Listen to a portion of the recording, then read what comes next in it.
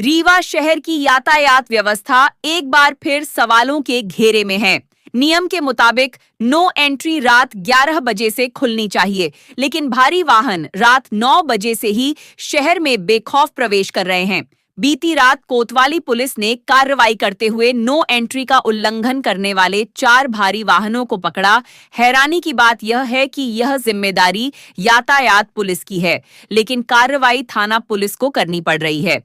स्थानीय लोगों ने ट्रैफिक पुलिस पर लापरवाही और कथित अवैध वसूली के आरोप लगाए हैं। अब बड़ा सवाल यही है कि जब नियम रात 11 बजे से लागू है, तो भारी वाहन 2 घंटे पहले शहर में कैसे घुस रहे हैं?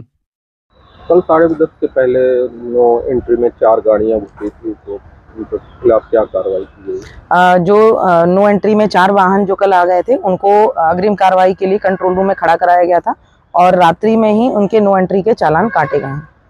मैडम, नो एंट्री में ट्रक घुस जाते हैं, क्या कुछ साइन बोर्ड या कुछ ऐसी चीजें नहीं लगी हुई हैं? रीवा जिले में 10 नो एंट्री पॉइंट्स हैं, जिनमें से कुछ ही पॉइंटों पर यातायात का बल लगता है।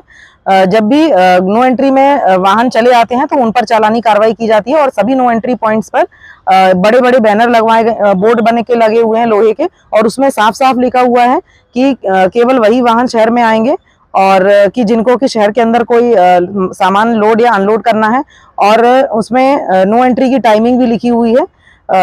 तो बोर्ड सभी नो एंट्री पॉइंटों पर लगे हुए हैं। मैडम, जब कल ये गाड़ियों पे कार्रवाई की गई, रोका गया था, तो कंटिन्यू मतलब सिटी के अंदर हॉस्पिटल चौराहे के अंदर से कंटिन्यू ट्रक निकल रहे थे, जैसे हाईवे ही हो। रात के 11 बजे के बाद वाहन लगातार चले आते हैं, क्योंकि कई वाहनों को पता नहीं होता है, जीपीएस लोकेशन लगा के चले आते हैं।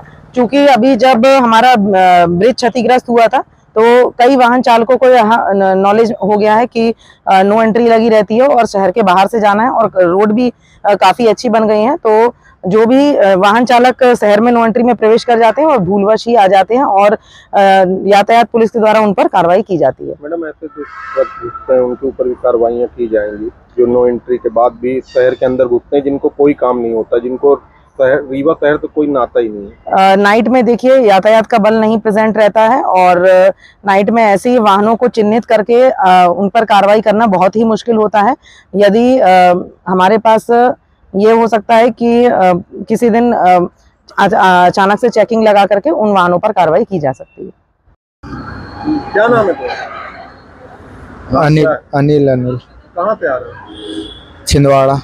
नो एंट्री कब तक रहती है, पता है तुमको? नहीं, वो पर्ची काटने वाले ने बोला था 10:30 बजे खुल जाती, बोले पर्ची काट कर गया सुबह।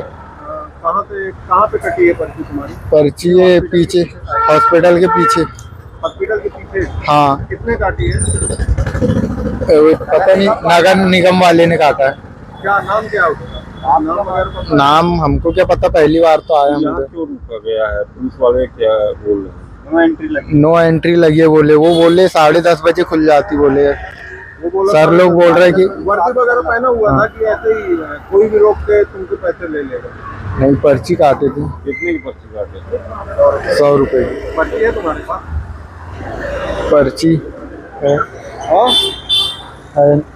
अच्छा, ये बताओ, पुलिस वाले रोके हुए हैं आपको, क्या बोल रहे हैं? बोल रहा है कि 11 बजे खुलती है बोले सर लोग। नहीं तो छोड़ नहीं रहे हैं? नहीं, चालान लगेगा बोले। कितने का चालान लगेगा? 5,000 रुपए का। 5,000? हाँ। पर गाड़ी का 5,000 का? हाँ।